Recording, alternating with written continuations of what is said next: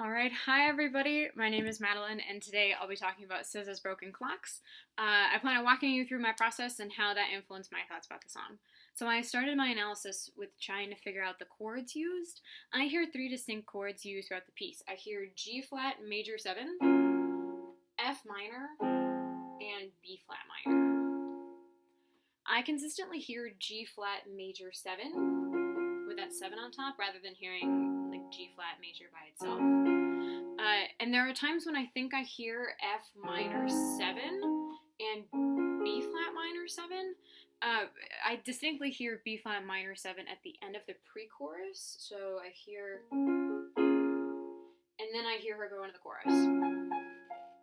I hear the F minor 7 on the lyrics when she says, "Sorry I'm faded," which could represent the relationship with the lyrics, but we'll get into that in a second.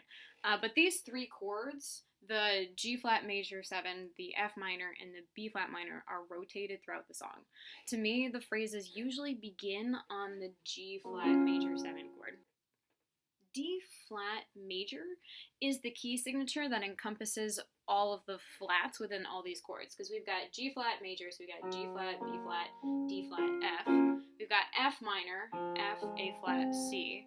When we add in the 7th, we add E flat, and then we've got B flat minor, B flat, D flat, F, and then if we add the 7th, then we add A flat.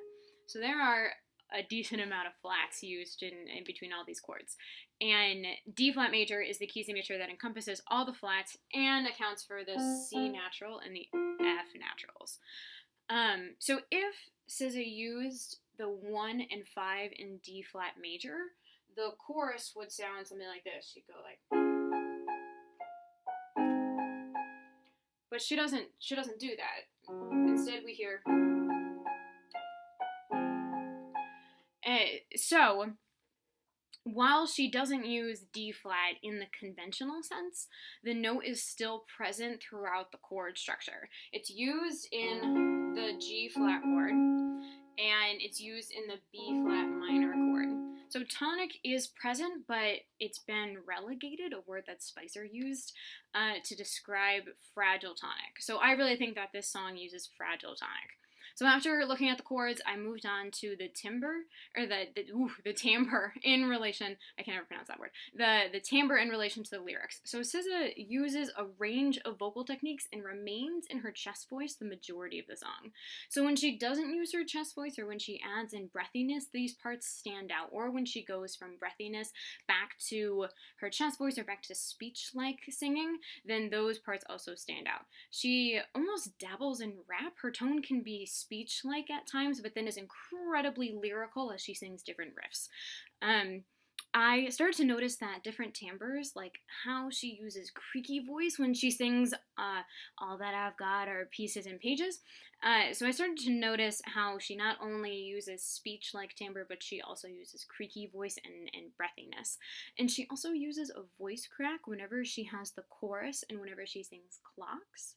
And to me, this is very deliberate. She could have sang clocks very smoothly, but chose not to. And I think that adding that break into clocks, right when we have the chorus, adds emotion to the lyrics rather than keeping it smooth. So to me, SZA uses timbre to play with the relationship between spoken and melodic lyrics and dreaming versus reality. The bridge, "I don't eat, can't sleep past 9 a.m." This whole section is very, very interesting to me, this bridge. It comes at the end of the chorus when her timbre is breathy and almost nostalgic.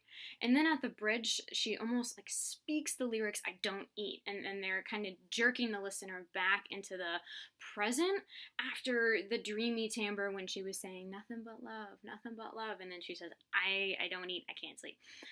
Also in the bridge, her timbre goes back to breathy at young again, bringing back the bittersweet feeling of nostalgia. So I feel like the entire song we're going kind of back and forth between past and present, dreaming reality, and she uses the timbre in relationship with the lyrics to make this happen.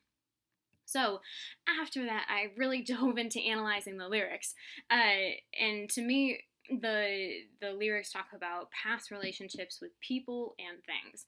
So I started with the implied author, and because the song uses the first person, I think that the implied author is they have a very, very strong relationship with the narrator. The implied author is talking about themselves in the story, almost like the implied author is speaking through the narrator. They really bring the story into being through the narrator. I guess that the values in the implied author are trying to move forward and move on, but recognizing where they are now.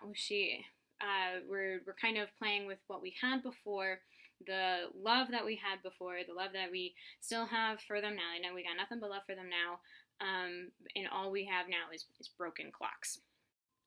So the ideology is something that is unusual to me. To me, it presents the broader societal problems about living paycheck to paycheck, resisting things that pull you back into a past part of life and not having enough time. So the broken clocks representing things that are unreliable and about time being an illusion. And something unusual that Burns talks about is when the music video is in disjunction with the lyrics. And so SZA's lyrics talk about broken clocks and time and the past and where she is now. And the music video really plays with what is a dream versus what is reality. So I thought that Burns was able to bring some light for me from that.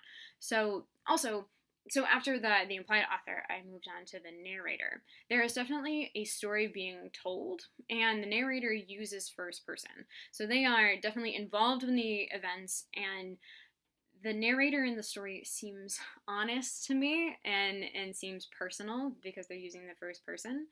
But something that I really thought about and almost kind of struggled to dictate was who is the narratee.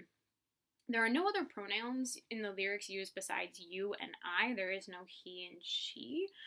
So to me, it could represent a past relationship, especially when she uses the lyrics "since I've dated you." But the music video suggests a past with something more than just a relationship. Also, "since I've dated you" are the only lyrics that to me could be like, yes, you date people, but everything else talking about the past, like "make me late to work again," things like that don't have to be applied to a relationship. They can be applied to things in your past that are kind of dragging you down. The address for the narratee is definitely private. This is, to me, it's between the narrator and the narratee. The lyrics sometimes sound almost like a journal entry to me, but that's also like my interpretation of the lyrics.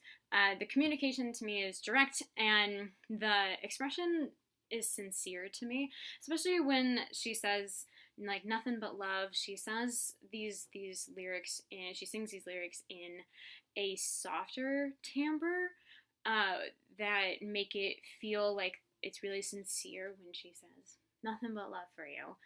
And then I moved on to the implied reader, and to me, the implied reader is a future version of the implied author, especially when SZA sings lyrics like "better day than yesterday."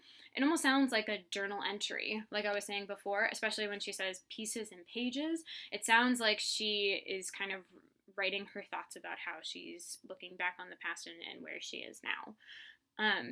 In terms of listener engagement, I think the proximity is definitely close, but I do think that this is a dissonant narration because the song uses retrospection. So yeah, these are all of my interpretations about broken clocks. I would love to hear your thoughts and your interpretation, and I look forward to talking about this.